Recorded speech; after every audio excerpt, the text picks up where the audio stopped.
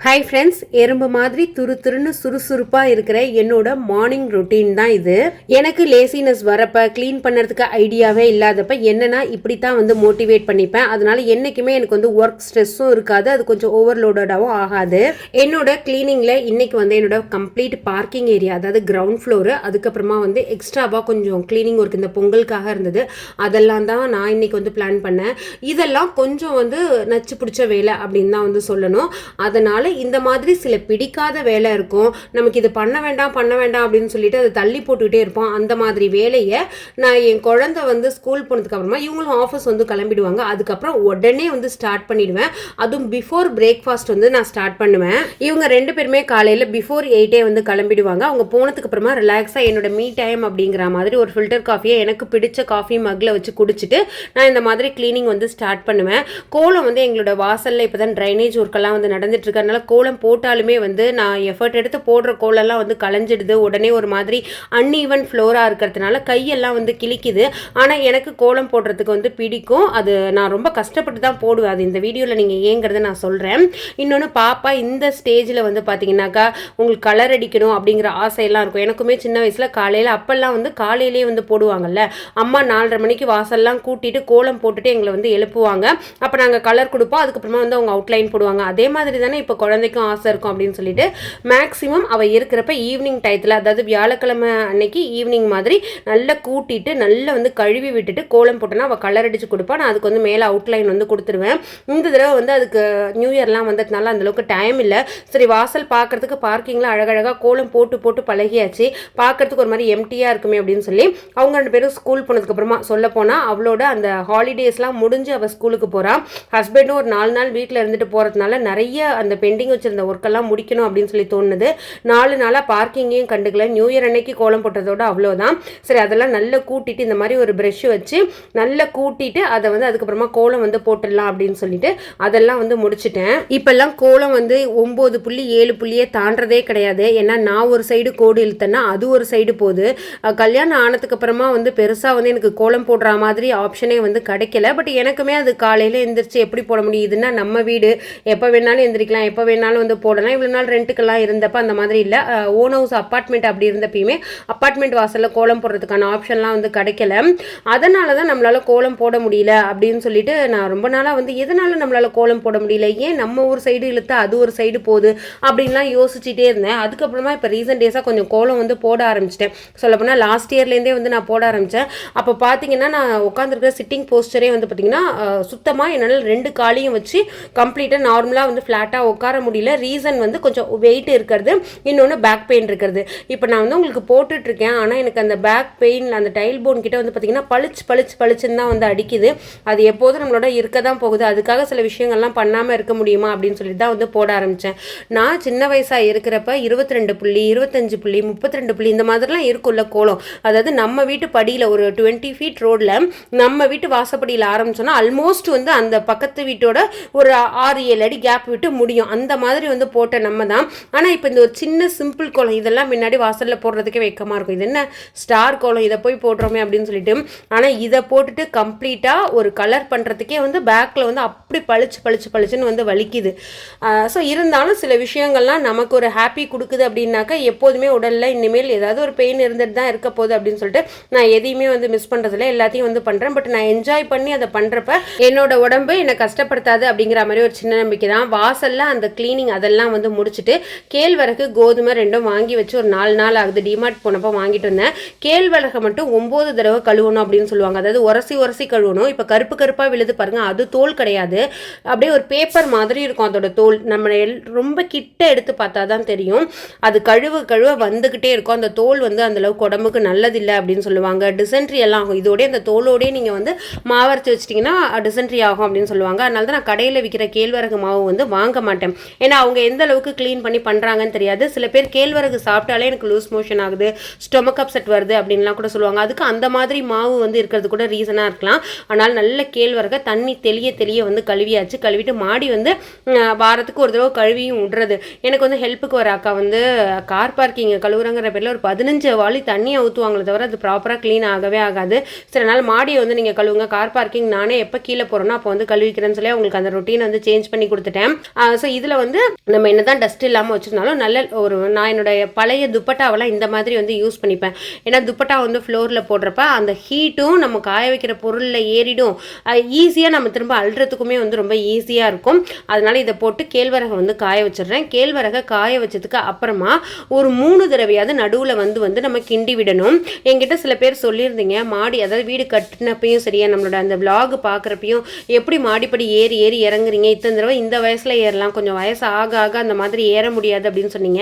அது கரெக்டு தான். ஆனால் அந்த வீடியோலலாம் சொல்லியிருந்தேன் என்னென்னா, இல்லை நாங்கள் வந்து லிஃப்ட் வைக்கிறதுக்கு ப்ரொவிஷன் வந்து வச்சுருக்கோம், ஒரு 5-6 வருஷத்துக்கு அப்புறமா வச்சிடலாம்னு சொல்லியிருக்கோம் அப்படின்னு சொல்லியிருந்தேன்.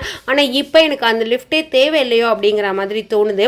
ரீசன் வந்து டோட்டலாக கார் பார்க்கிங்கோட சேர்த்து நம்மளோட ஃப்ளோர் வைஸ் வந்து பார்த்திங்கன்னா 4வது ஃப்ளோர். இப்போ நான் காய வச்சுட்டு இருக்கிறது 3வது பாடியில் வந்து காய வச்சிட்ருக்கேன். இதுக்கும் மேலே வந்து ஒரு சின்ன டெரஸ் இருக்குது. அதில் வந்து வாட்டர் டேங்க்கு, அதுக்கப்புறமா ப்ரெஷர் பம்பு, எக்ஸ்ட்ராவாக இருக்கிற டைல்ஸ் அதெல்லாம் வந்து போட்டு வச்சுருக்கோம். நான் எப்படி பிளான் பண்ணிப்பேன்னா, மாடிக்கு எல்லா நாளுமே நம்ம மிஷினில் துணி போட்டு துவைப்போமானா துவைக்க மாட்டோம். மாடிக்கு வந்து ஒரு 2 நாளைக்கு ஒரு தடவை வந்து நான் வருவேன், வந்துட்டு அந்த துணியை வந்து காய போட்டுட்டு கீழே போயிடுவேன். ஸோ அதுக்கப்புறமா திரும்ப மாடிக்கு வந்து நான் என்னோட ரெஸ்ட் எடுக்கிறது என்னோட 2nd ஃப்ளோரில் தான் வந்து மத்தியானம் ஒரு பவர் நேப்பாக இருக்கட்டும் எதுவாக இருந்தாலும் வந்து எடுப்பேன். ஸோ அப்போ வரப்போ அதை போய் எடுத்துகிட்டு வந்துடுவோம். அதனால் மாடிப்படி திரும்ப திரும்ப ஏறுற மாதிரி ஒரு ஃபீல் இருக்காது. இது வந்து பி கிரீன் நேச்சுரல்ஸ் அப்படின்னு சொல்லிட்டு ஒரு ஆர்கானிக் ப்ராடக்ட்டு. அவங்கக்கிட்ட இருக்கிற ப்ராடக்ட்லாம் வந்து பார்த்திங்கன்னா நேச்சுரலாக இருக்கும். இன்னொன்று வந்து ஒரு மாதிரி அந்த பூந்தி கொட்டை அது நல்ல நுர வரும். அந்த காலத்தில் கொலுசெல்லாம் வந்து பாலிஷ் பண்ணுறதுக்கு அந்த வாசலில் வந்து பத்தர்லாம் உட்காந்துருப்பாங்க பாருங்க, அந்த பூந்தி கொட்டையை வச்சு தான் வந்து தேய்ப்பாங்க. அந்த மாதிரி அவங்கள்ட்ட ப்ராஸ் கிளீனரு, நிறைய வந்து kitchen cleaner, degreaser, detergent, washing powder அப்படின்னு சொல்லி, வாஷிங் பவுடரில் washing liquid, toilet cleaner, tiles cleaner அப்படின்னு சொல்லி நிறைய ப்ராடக்ட் வச்சுருந்தாங்க. அது எல்லாத்தையுமே நான் வந்து உங்களுக்கு ஒரு வீடியோவாக வந்து ஷூட் பண்ணியிருந்தேன். பட் அது கிளிப்பிங் வந்து மிஸ் ஆகிடுச்சு. ஸோ அவங்களோட டீட்டெயில்ஸ் வேணால் உங்களுக்கு ஸ்க்ரீனில் போடுறேன், வாங்கிக்கோங்க. ரொம்ப ஆர்கானிக் ப்ராடக்ட்டு. நம்ம ஒரு கார்ப்பரேட் பிராண்டை வந்து சப்போர்ட் பண்ணுறதுக்கு இந்த மாதிரி நியூ ஸ்டார்ட் அப்னு கூட சொல்ல முடியாது, அவங்க ரொம்ப நாளாக வந்து வச்சுருக்காங்க. ஸோ அவங்கக்கிட்ட இருக்கிற ப்ராடக்ட் எல்லாம் தான் இது. ரொம்ப ரொம்ப நல்லா இருக்குது. வேணும்னாக்கா நீங்கள் ட்ரை பண்ணி பாருங்கள். ப்ரைஸுமே ரொம்ப கம்மியாக இருக்குது. அதனால் அவங்கக்கிட்ட நான் இப்போ ப்ராஸ் கிளீனர்லாம் வந்து வாங்கிக்கிறது. இப்போ பாருங்கள், பிஃபோர் அண்ட் ஆஃப்டர் நல்ல க்ளீனாக இருக்குது. இது காப்பரை கூட வந்து க்ளீன் பண்ணும், சில்வரையுமே வந்து க்ளீன் பண்ணிக்கலாம். இந்த வீடியோவில் நான் இது வந்து ஷேர் பண்ணணும்னு நினச்சேன். நிறைய பேர் நல்ல பந்து மாதிரி இட்லி வரதுக்கு என்ன பண்ணுறது அப்படின்னு சொல்லி என்கிட்ட கேட்டிருந்தீங்க. நான் வந்து ஒரு இட்லி ஒரு ரெசிபி வந்து போஸ்ட் பண்ணியிருந்தப்ப ஃபஸ்ட்டு வந்து வெந்தயம், அந்த வெந்தயத்தை மட்டும் தனியாக ஊற வச்சுடுவேன். இப்போ வெந்தயத்தை மட்டும் உள்ளே போட்டு நல்லா அது இந்த மாதிரி பேஸ்ட் ஆகிற மாதிரி வந்து அரைச்சிக்கிறேன். இது சொல்லப்போனால் ஒரு 1.5 டேபிள் ஸ்பூன் வெந்தயம் தான். எந்த அளவுக்கு பூத்து வருது பாருங்கள். சில பேர் சொன்னீங்க, நாங்கள் சாப்பிட்றப்ப இட்லியிலே அந்த வெந்தயம்லாம் தெரியுது அப்படின்னு சொல்லிட்டு. ஏன்னா உளுந்து வந்து ஒரு 1.5 மணி நேரம் ஊறினாலே போதும். ஆனால் வெந்தயம் வந்து ஒரு 7-8 மணி நேரம் வந்து ஊறணும். இது வந்து ஒரு 7-8 மணி நேரம் ஊறின வெந்தயம் தான். அதனால் அதை ஃபஸ்ட்டு வந்து அரைச்சிக்கிறேன். இது நல்ல பேஸ்ட்டாக அரைஞ்சதுக்கு அப்புறம் தான் நம்ம வந்து உளுந்த மேலே போட போகிறோம். இப்போ வந்து நான் போடுறது ரொம்ப கம்மி, ஒரு 200 உளுந்து தான் போடுறேன். எந்த அளவுக்கு பூத்து பூத்து பொங்கி வருது பாருங்கள். நம்ம உளுந்து அரைச்சிட்டு இந்த மாதிரி பார்த்தோன்னா அப்படியே பஞ்சு மாதிரி இருக்கும். ஸோ இதை வந்து நம்மளோட பாத்திரத்தில் எடுத்து போடுறப்ப அப்படியே பந்தாக விழணும், அப்படியே தளர்ந்து போகக்கூடாது. அந்த மாதிரி பக்குவத்தில் நீங்கள் அரைச்சிங்க அப்படின்னாக்கா கரெக்டாக இருக்கும். இன்னொன்று, இட்லி வந்து களி மாதிரி இருக்கிறதுக்கு ரீசனு அந்த அரிசி மாவு வந்து ரொம்ப நல்ல நைஸாக அடைச்சிடக்கூடாது, பவுடர் மாதிரி லைட்டாக ரவா அளவுக்கும் இருக்கக்கூடாது. நான் இப்போ காமிக்கிறேன்ல வீடியோவில், இந்த பக்குவத்தில் இருந்ததுனாக்கா இட்லி வந்து நல்ல உப்பி வந்தாலும் திரும்ப அடைஞ்சு போகாது. இந்த மாதிரி சில சின்ன டிப்ஸ் மட்டும் ஃபாலோ பண்ணிங்கனாலே போதும். இப்போ வந்து நான் உளுந்த வந்து போடுறேன் பாருங்க, அப்படியே பந்து மாதிரி நிற்கும். இப்படி ஆட்டினா கூட தளர்ந்து கீழே இறங்காது. இந்த மாதிரி நீங்கள் அரைச்சிக்கிட்டீங்க அப்படின்னாக்கா கரெக்டாக இருக்குது. இதுக்காக நீங்கள் பக்கத்தில் நின்று தண்ணியை தெளிச்சுக்கிட்டே இருக்கணுங்கிற அவசியம் கிடையாது. தண்ணி நான்லாம் ஊற்றிடுவேன். ஒரு தடவை உளுந்து அரைக்கிறேன் அப்படின்னாக்கா ஒரு 2 தடவை தண்ணி ஊற்றுவேன், அவ்வளோதான்.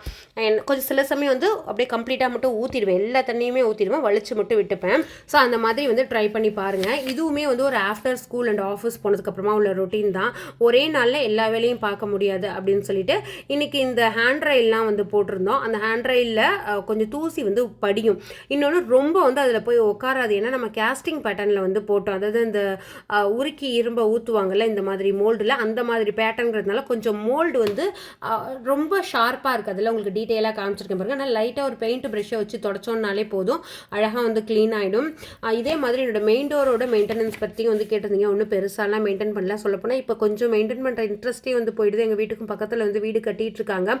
அதனால் அவ்வளோ டஸ்ட் வந்து அதில் சேருது. இருந்தது. சரி இருந்தாலும் ஓகே, இப்போ வந்து ஃபங்க்ஷன் வருது, ஊர்லேருந்து எல்லாருமே வந்து வராங்க இந்த வருஷம் பொங்கலுக்கு. நான் கண்டிப்பாக அந்த பொங்கல் விலாக் வந்து உங்களுக்கு போடுறேன். அம்மா அக்கா ஆஃப்டர் 2 இயர்ஸ் அக்காலாம் வராங்கன்னு நினைக்கிறேன். ஏன்னா தம்பி ரொம்ப குட்டியாக இருந்தான், அதனால் பொங்கலுக்கு வந்து வர முடியல. இன்னொன்று அவங்க வரவும் இல்லை சென்னைக்கு. இந்த வருஷம் தான் எல்லோரும் சேர்ந்துருக்க போகிறோம். நான் ரொம்ப எக்ஸைட்டடாக இருக்கேன். இந்த மாதிரி பெயிண்ட் ப்ரஷ்ஷை வச்சு நம்ம க்ளீன் பண்ணோம் அப்படின்னாலுமே போதும். உங்களுக்கு நீங்கள் வீட்டுக்குள்ளே இருக்கிற டோர்ஸ்லாம் வந்து க்ளீன் பண்ணணும்னா இந்த மாதிரி ப்ரஷ்ஷை வச்சு க்ளீன் பண்ணிவிட்டு வீணாக போன வேஸ்லின் இருக்கும், இல்லை கொஞ்சம் ஆயில், அதாவது தேங்காய் எண்ணெய்லாம் ஒரு மாதிரி சிக்கு வாசம் வந்துருச்சுன்னா அதெல்லாம் தூக்கி போட்டுறாதீங்க. நல்ல ஒரு காட்டன் டவலில் வச்சு இதை தொடச்சிங்க அப்படின்னா, வேஸ்லின்லாம் எக்ஸ்பயர் ஆகிடுச்சுன்னா தயவு செஞ்சு தூக்கியே போடாதீங்க. அதை வச்சு அவ்வளோ விஷயம் பண்ணலாம். உங்களுக்கு வந்து டோரை சரியாக சாத்த முடியல அப்படின்னாக்கா அந்த இன்ச்சஸ் கிட்ட வந்து போட்டு விட்டிங்கன்னா அது நல்லா சாஃப்ட் ஆகிடும். நம்ம ஆயில் போடுறதை விட அதிகமாக இருக்கும் அதோட லூப்ரிகண்ட். அதனால் நீங்கள் வந்து செக் பண்ணி பார்க்கலாம். இந்த ப்ராஸ் எல்லாம் ஆன்டிக் அப்படிங்கிறதுனால இதை வந்து நம்ம பீத்தாம்பர் பவுடர் வச்சு க்ளீன் பண்ண முடியாது. அதை லைட்டாக நம்ம தொடச்சி விட்டோம்னாலே போதும். சொல்லப்போனால் லைட்டாக ஒரு ஆயில் வச்சு தொடச்சோம்னா கூட போதும். இந்த ஒரு பட்டு மாதிரி கொடுத்துருக்காங்கல்ல, இதுவுமே வந்து ஆன்டிக்கில் வாங்கினதுனால இதை வந்து பீத்தாம்பர் போட முடியாது. நம்ம இது வெளுக்கவும் வெளுக்காது, கற்கவும் கற்காது. அதில் டஸ்ட் இருக்கிறதுனால மட்டும்தான் கொஞ்சம் லைட்டாக இருக்குது. நம்ம நல்ல ஒரு துணியை வச்சு தொடச்சிட்டோம்னா நல்ல பளிச்சு ஆகிடும். இந்த மாதிரி இவ்வளோ என்கிட்ட நிறைய பேர் கேட்டிருக்கீங்க, இவ்வளோ டிசைன் வச்சு இவ்வளோ டீட்டெயிலாக வந்து வாங்கியிருக்கீங்களே, எப்படி வந்து தூசி வந்து என்ன மேனேஜ் பண்ணுவீங்கன்னு. இப்படி தான் மேனேஜ் பண்ணுவோம். ஆசைப்பட்டு தான் வாங்கினோம், இப்படி தான் இருக்க போதுன்னு தெரிஞ்சு தான் வாங்கினோம். பட் எனக்கு ஓகே தான் இதெல்லாம் மெயின்டைன் பண்ணுறது. நாங்கள் ரொம்ப ஒன்று விரும்பி விரும்பி பண்ணதுனால இது வந்து ஒரு பழைய மாடலில் இருக்கிற ஒரு டோர் தான். நாங்கள் ரொம்ப இந்த ஒரு கிளாசிக்கல் டச் இருக்கணும் அப்படின்னு சொல்லிட்டு தான் வந்து இந்த மாதிரி வந்து வாங்கினோம். நல்ல திக்காக இருக்கும். இது வந்து ஹேண்ட்மேடு. அதோட டீட்டெயிலிங் பார்க்குறப்பவே தெரியும், மிஷின் கட்டிங் கிடையாது. அதோட ஒவ்வொரு எட்ஜஸும் அவ்வளோ டீப்பாக அவ்வளோ ஷார்ப்பாக இருக்கும். ஹேண்ட்மேடா இல்லை வந்து இது மிஷின் மேடா அப்படிங்கிறது எப்படி கண்டுபிடிக்கிறதுனா, இந்தோட எட்ஜஸ் வந்து பாருங்கள் நல்லா ஷார்ப்பாக இருக்கும். சில டோர்லலாம் ஒரு மாதிரி மோல்டாக இருக்கும். அது க்ளீன் பண்ணுறது கொஞ்சம் ஈஸி தான். அந்த மாதிரி இருக்கிறது வந்து உங்களுக்கு மிஷின் கட்டிங்காக தான் இருக்கும். ஸோ நம்மளோட மெயின் டோரோட சைஸ் ஒருத்தவங்க வந்து கேட்டிருந்தீங்க. அது 7 அடி அகலம்னு நினைக்கிறேன், 11 அடியோ 9 அடியோ நீட். எனக்கு அது சரியாக தெரியல. மேபி 10.75 கூட இருக்கும். அந்த ஒத்தப்படையில் ரெட்டப்படையில் இருக்கக்கூடாது அப்படின்னு சொல்லிட்டு அந்த மாதிரி வந்து போடுவாங்க. ஸோ இந்த மாதிரி பெயிண்ட் ப்ரஷ்ஷை வச்சு என்னோட கைக்கு எட்டுற அளவுக்கு நான் வந்து க்ளீன் பண்ணிப்பேன். இது வந்து மந்த்லி ஒன்ஸ் முன்னாடியெல்லாம் பண்ணிட்டு இருந்தேன். இப்போ பக்கத்தில் வந்து வீடு கட்ட ஆரம்பிச்சதுனால ஒரு 2.5 மாதமாக வந்து பண்ணவே இல்லை. ஸோ அதனால் இப்போ தான் வந்து க்ளீன் பண்ணேன். டக்குன்னு வந்து பார்த்தா ஐயோ என்னடா இந்த கொடுமையில் இருக்கே அப்படின்னு சொல்லிட்டு அந்த இடத்த, அப்புறம் வந்து மெயின் டோரோட இடத்துல நான் அந்த எங்கள் மெய்ட் அக்கா வந்து தண்ணி எடுத்து ஊற்றுவாங்க அப்படின்னு சொன்னால அந்த மாதிரி ஊற்றியே ஒரு பட்டி மாதிரி பார்ப்பாங்க. அதாவது மெயின் டோரில் வந்து அந்த நிலவாசலே நம்மளது நல்ல பெருசு, அந்த இடத்துட்ட வந்து தண்ணி பூந்துடக்கூடாது அப்படின்னு சொல்லி பட்டி பார்ப்பாங்க. இவங்க தண்ணியை ஊற்றியே அந்த பட்டியே எடுத்துக்கிட்டு வந்துருச்சு. சரி ஒன்று நம்ம கஷ்டப்பட்டு பண்ணுறோம், என்ன தான் நம்ம வந்து வேலைக்கு சில ஆட்கள் வச்சாலுமே நம்ம பண்ணுற மாதிரி அவங்க பண்ண மாட்டாங்க. அதை நம்ம எதிர்பார்க்கவும் முடியாது. அதனால் எக்ஸ்ட்ராவாக இருக்கிற வேலை, இவங்க இதை பண்ண மாட்டாங்க அப்படின்னு தெரிகிற வேலை எல்லாமே நான் பண்ணிப்பேன். சொல்லப்போனால் வெசல் வாஷிங் கூட நம்ம டிஷ்வாஷர் இருக்கிறதுனால அதில் தான் போட்டுக்கிறோம். அவங்க ஜஸ்ட்டு வாரத்துக்கு 2 தடவை வருவாங்க. நமக்கு 4 ஃப்ளோர் இருக்கிறதுனால ஃபுல்லுத்தையுமே கூட்டுவாங்க, அதை தொடச்சிட்டு போயிடுவாங்க. அவ்வளோதான். ஏன்னா துடைக்கிறது வந்து பேக் பெயினுக்கு ஒரு பெரிய ப்ராப்ளம் அப்படிங்கிறது எல்லாருக்கும் தெரியும். ஏன்னா அந்த மாப் ஸ்டிக்கை பிடிச்சிட்டு நிற்கிறப்ப அது ரொம்ப கஷ்டமாக இருக்கும் அப்படின்னு சொல்லிட்டு இந்த மாதிரி நிறைய நான் வந்து வீட்டில் பண்ணிக்கிட்டே தான் இருப்பேன். ரொம்ப நாளாக க்ளீனிங் வீடியோஸ் வந்து போடுறது கிடையாது. சரி என்னடா போடலாமா வேணாமான்னு யோசிச்சு தான் இப்போயும் வந்து போட ஆரம்பித்தேன். உங்களுக்கு வேணுமா அந்த மாதிரி க்ளீனிங் வீடியோஸ் வேணுமா அப்படிங்கிறத மறக்காமல் கமெண்ட் செக்ஷனில் வந்து ஷேர் பண்ணுங்கள். ஸோ அதை வச்சு தான் நான் நெக்ஸ்ட்டு க்ளீனிங் வீடியோ போடுறதா வேண்டாமா அப்படிங்கிறத வந்து பார்க்க முடியும். நான் உங்களுக்கு இந்த வீடியோவில் காமிக்கிறது எல்லாமே வந்து ஒரு 30% தான் காமிக்கிறேன். இது இல்லாமல் நான் 70% வீட்டில் நிறைய விஷயங்கள் பண்ணிட்டு தான் இருக்கேன். அது உங்களோட ரெஸ்பான்ஸ் வச்சு தான் நான் டிசைட் பண்ணோம். ஸோ இந்த வீடியோ ஒரு மோட்டிவேஷன் கொடுத்துருக்குன்னு சொல்லி நான் நம்புகிறேன். Thank you, by.